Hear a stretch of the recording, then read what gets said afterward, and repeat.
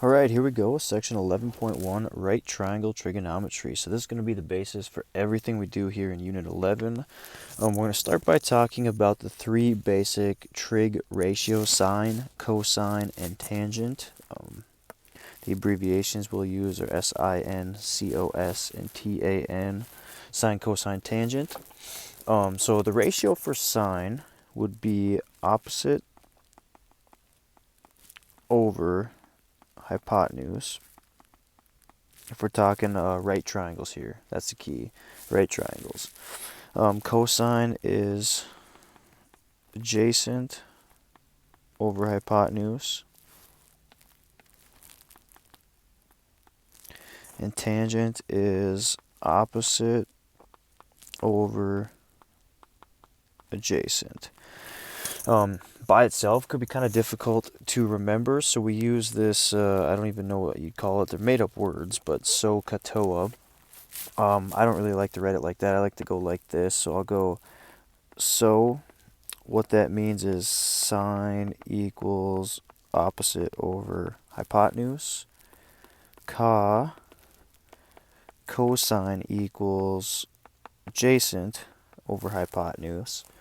And TOA would be tangent equals opposite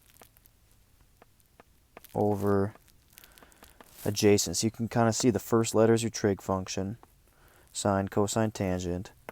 The second letter is the numerator of the relationship, so opposite, adjacent, opposite. And then the last letter here would be the denominator, hypotenuse, hypotenuse, adjacent. So if you remember SOHCAHTOA, TOA, like I said, going to kind of be the basis for everything we do in this unit. So trig ratios can be used to find missing sides and angles of right triangles, which we'll get into here shortly. Another thing you could do is the Pythagorean theorem, which is a squared plus b squared equals c squared. This is good if you know two sides already. If you only know one side of a right triangle, so for example, I give you this beautiful right triangle and I tell you that this side's 7, you can't use the Pythagorean theorem. You'd have to know at least one other side. So now if I said this side is 8, find the hypotenuse. Now you could use a Pythagorean theorem, but any other time you're going to want to use a trig function, which is going to require some angles and stuff like that. So you've talked about sine, cosine, tangent already in SOHCAHTOA, TOA in geometry. There are three other trig ratios: cosecant, which is just CSC, secant, which is SEC, and cotangent, which is COT. And you can see the relationships down here. So cosecant and sine are related. It's 1 over sine. So what you're going to do is you're just going to take your sine ratio, which was opposite over hypotenuse, and you're going to flip it. So now it's going to be hypotenuse over opposite. So you're just flipping the related trig functions. Like I said, if you remember SOHCAHTOA, now the only thing you have to remember is what trig function does sine pair with, and that would be cosecant. Secant and cosine pair together, so what you would do to find secant is take your cosine ratio and flip it, so that would be hypotenuse over adjacent. And then cotangent is probably the easiest of the three to remember because it has tangent in the word, but you would just take your tangent ratio and flip it. So tangent was opposite over adjacent. This will be adjacent over opposite. So again, just knowing SOHCAHTOA, TOA, and what the trig functions are related, what trig functions are related to each other, you could just flip the ratios. You can find all 6 trig ratios. So here's how it works, just as a refresher for you. You always figure out the opposite, adjacent, and I mean the hypotenuse is always kind of opposite the right angle. But you always figure out the opposite and adjacent sides from the angle you're given. Now in this example, it's just theta. It could be any angle, but you always start there. So we would say the sine of our angle theta is going to equal the opposite side over the hypotenuse. I like using the abbreviations rather than writing them out, save ourselves a little bit of time.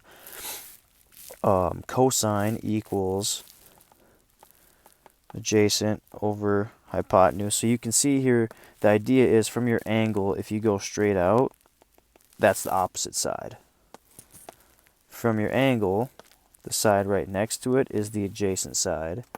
And then like I said, always, if you find that right angle there and you go straight out, that is always your hypotenuse. That cannot change, won't change. It'll always be opposite of that right angle.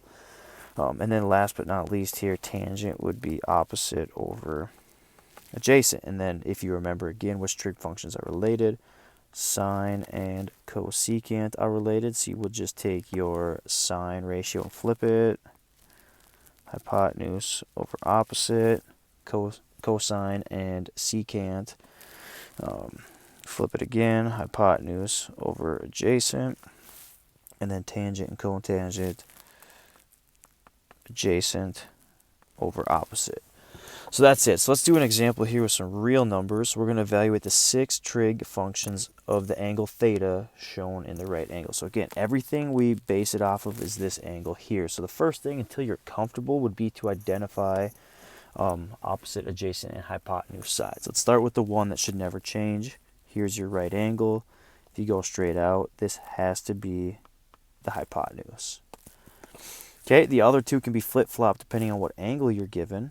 But if I go straight out from my angle theta there, this would be the opposite side because it's opposite of my angle.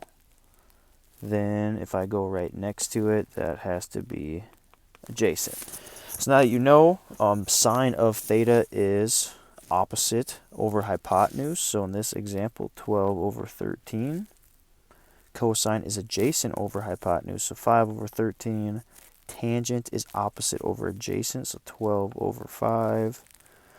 And then cosecant, secant, and cotangent. So maybe you don't have these memorized yet, but if you just know that sine and cosecant are related to each other, you just flip the relationship. 13 over 12.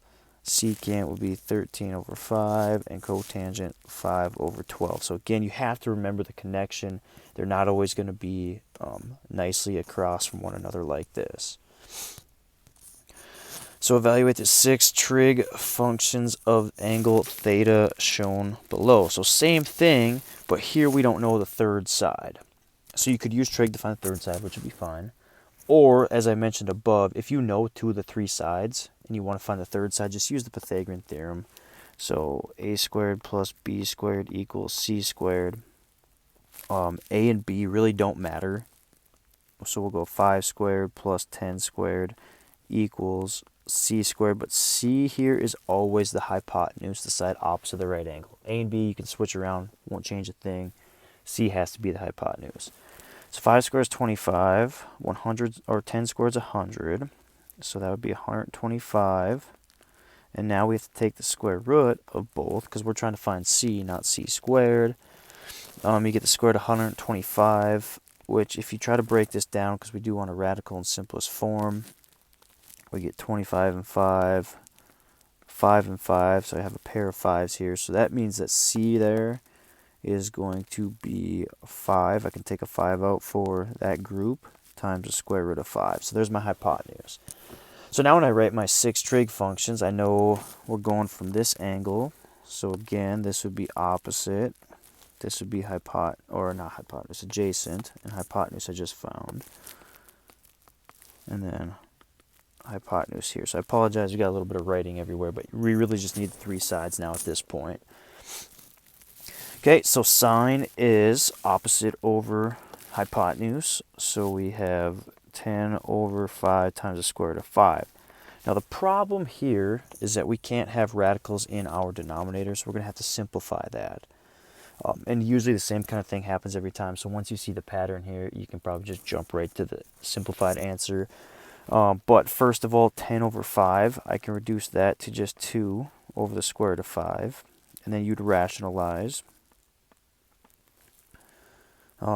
Which I'm going to jump up here quick. Up top, I get 2 times the square root of 5 over. If you multiply the square root of 5 times the square root of 5, you get just 5, no more radical. So that would be the simplest form. Now, I will say this. If you have to find all 6 trig functions, it's probably going to be valuable, and you'll see here in a little bit, to have the original setup, and then maybe you can just jump right to the answer depending on your comfortableness with simplifying these radicals and rationalizing the denominator, and I'll show you why in here just a second. But back to cosine.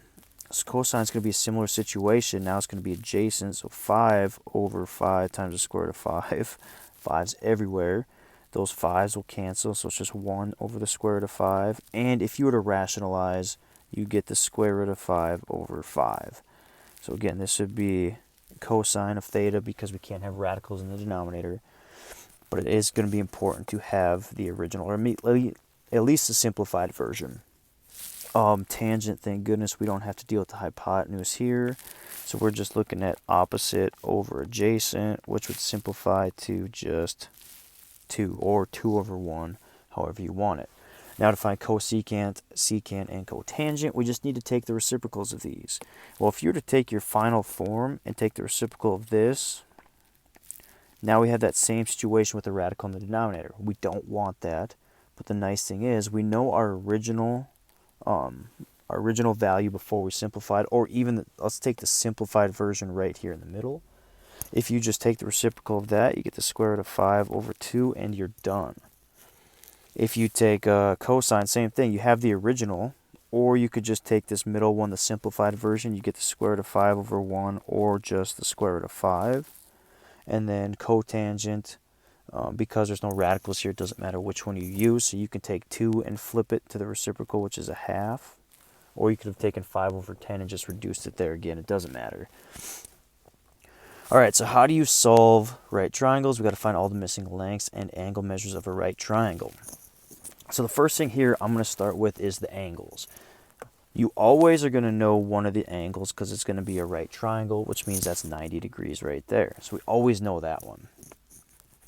That means, if you remember, there's 180 degrees in a triangle. That means between this angle and this angle together, those have to add up to 90, because 90 plus my right angle would be 180.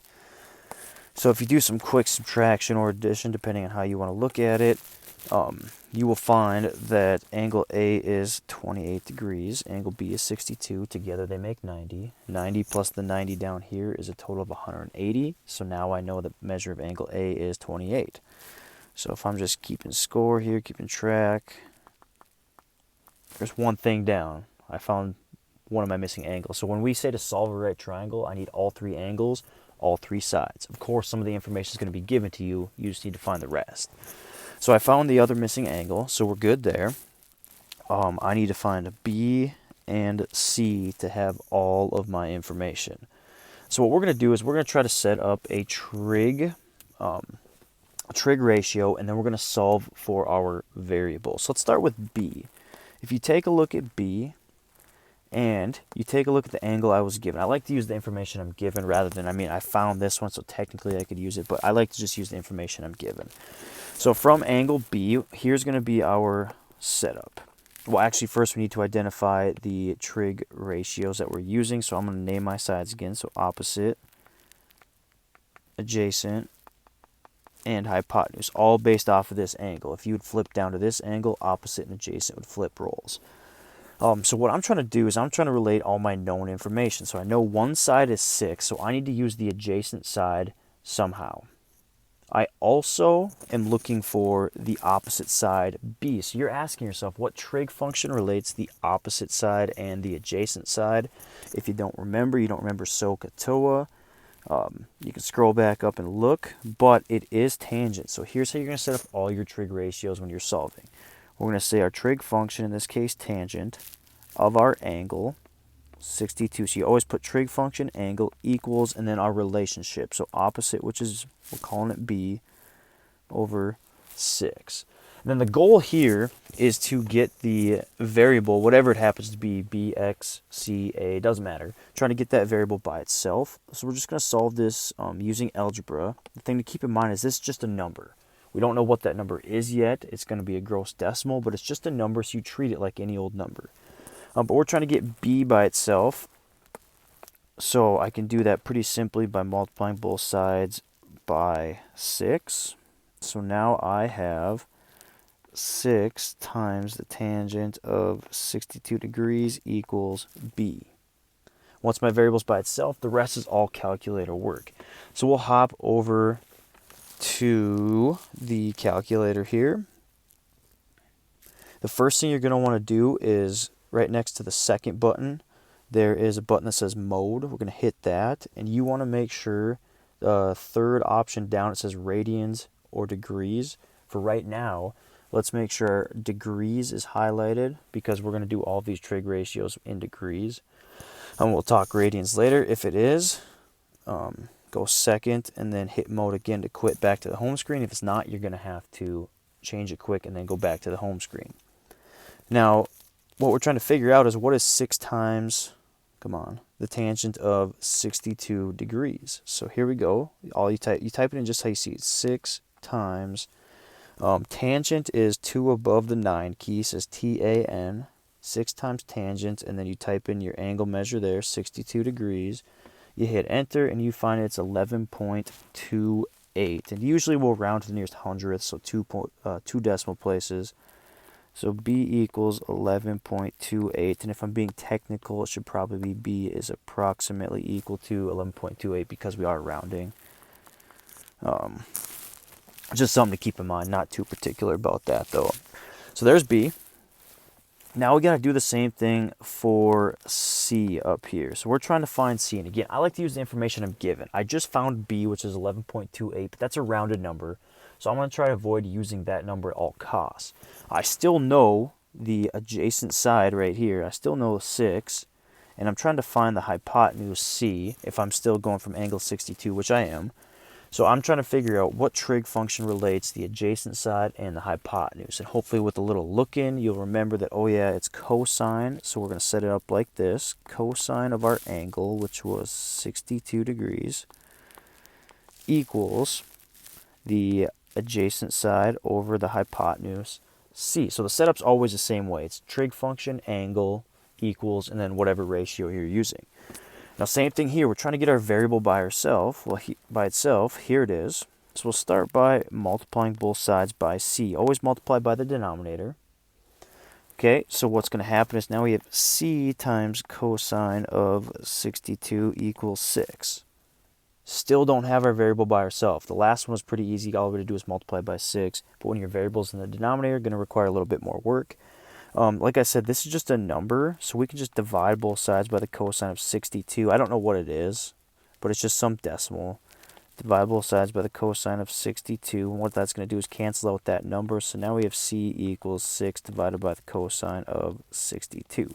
So essentially what happened here, and here's a little shortcut, I feel like I can just share this with you, but when your variable's in the denominator, you take your trig function and the angle, and you just flip-flop roles, because that's essentially what happened down here. They just flip-flopped roles, and then you just type that into your calculator, 6 divided by cosine of 62, exactly how you see it. 6 divided by cosine is right next to tangent, right above the 8 key, 2 above the 8 key, and then your angle, you hit enter, approximately 12.78. C is 12.78. I guess my list is over here. I could just put it right here. So now I know all 3 sides and all 3 angles. So that's what it means to solve for a right triangle. So a little bit time consuming. The more you do it, the better you will get at it. Here's another example for you. We're kind of just throwing everything at you here in one unit or one section. But this should all be a review. So now what happens if I know 2 sides but I don't know a single angle? I'm trying to find the angles. The first thing here is if I know 2 sides, I can just use the Pythagorean theorem to find the third side. A and B don't matter, but as long as C is your hypotenuse, you're in good shape, which we don't know, so I'm just going to call that C. Let's call A 11, and let's go B is 18. So 11 squared is 121, 18 squared is 324. That would be 445. And because we're not trying to find, so directions should be very explicit about what we're looking for. Up here, we were looking for exact answers when we're just trying to find the trig ratios.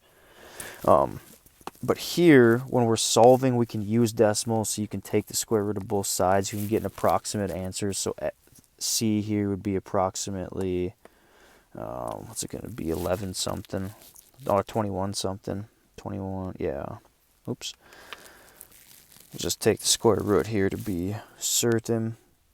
So square root of 445 would be 21.1 if you round appropriately. Okay, so we found P and 21.1. I need to find N, and I need to find angle P. So again, let's call this angle theta, or I don't know, X, whatever variable you want to use. Usually we use theta for angles. But let's find angle P first. And like I said before, you want to use your known information. So that side 21.1, I'm going to try to avoid using that one at all costs. So, all right, so from my angle, that would make this the adjacent side. That would make this the opposite side, and this would be the hypotenuse. But again, we're trying to avoid using my rounded 21.1 number. If it was an exact number, it wouldn't really matter. But I'm just going to use my known information. So from my angle theta here, I want to know what trig function relates the adjacent and the opposite side. And there's only one trig function that doesn't use the hypotenuse, and that's tangent. So our setup here, like I said, is always going to be the same. So we're going to say that tangent of our angle. Well, this time we don't know our angle, so we need to put our variable there, theta or x or y, or if you just want to use p or n, it doesn't matter, whatever variable, equals the adjacent side, which is 11, or the opposite side, sorry, over adjacent, so 18 over 11. So just like before, we're trying to get our variable by itself. Here it was pretty easy. We just had to do some multiplication and maybe some multiplication and division. But here I need to get tangent by itself without moving the angle over. That's a little bit of a trick. We use inverse trig functions in order to do this. Like I said, we're kind of cramming a couple different sections from geometry into one section here. But an inverse trig function looks like this. It's a little -1. And what it does is it takes your trig function and moves it over to the other side. It leaves your angle where it's at. So what that looks like is this, theta, and then I would say tangent, and then that little -1, or tan inverse. And then in parentheses, I put my ratio. Once you have that, your variables by yourself, it's calculator work. So looking over here, you can see here we have tangent, we have cosine, and we have sine. They're all right there. I'm going to hit clear because I didn't want to do that. But right above each one, it says in the top left corner of each little box, it says tan, -1, cosine, -1, sine, -1. Those are the inverse trig functions. So if I want to take the tan inverse or inverse tangent, you can just press and hold tangent. You'll see a little flash by the second key. And there it is. My relationship was 18 over 11. Hit enter. 18 divided by 11 would be how you'd type that in. And you find your angle to be 58.57. So we would say angle P is 58.57. Now there's a couple of ways you can find angle N here. Number one, like I said, P and N have to add up to 90. So you could take 90 minus 58.57. And you could find angle P, or you could set up another trig relationship. It doesn't matter to me. This is probably the easiest way, and if you do subtract, you get 31.43. But if you want more trig practice, which I know everyone's looking for, you can just set up another trig function. But there you go. When I say solve, we're just trying to find any missing sides or any missing angles. So use a calculator. We've done a little bit of this. If you want to do secant, for example, remember secant and cosine are related. These numbers here in this example doesn't mean it's going to be the inverse of each other, but you just remember secant and cosine are related. So if you want to find the secant of 54, you could just take 1 divided by cosine of 54, and you'll get the same thing. Because calculators don't come with secant, tangent, and cotangent buttons, because you can just take 1 over the related trig function to get what you need. So just some things to keep in mind. I know this is kind of a long video. We do have one last example here. So you measure a flagpole. You stand 20 feet from the base of the pole. So let's just draw a picture. So here's our flagpole. Beautiful. Look at that. I'll put a little, there we go. And you draw a nice little rock base around it here. Okay. All right. And here you are. Smiling. All right. So you stand 20 feet from the base. So here would be 20 feet. The angle of elevation from the point on the ground to the top of the pole is 65 degrees. So just a little thing about the words here. The angle of elevation is always from the bottom up to the hypotenuse. The angle of depression would be like from the top down to the hypotenuse. So just some things to think about. We'll take a little practice with that as we go through the unit. Find the height of the pole, so that would be h. So again, from your angle, you are looking at the opposite and the adjacent sides. There's only one trig function that relates the two, and that is tangent. So we would set this up as tangent of our angle, which we know, equals opposite over adjacent. And just like any problem like this before, you're trying to get your variable by itself. So you'd multiply by your denominator. And we have 20 times the tangent of 65 degrees equals h. Now my variable's by itself, so you just type the other side into the calculator. So 20 times the tangent of 65. And we figure out that the height of the flagpole is 42.89 feet.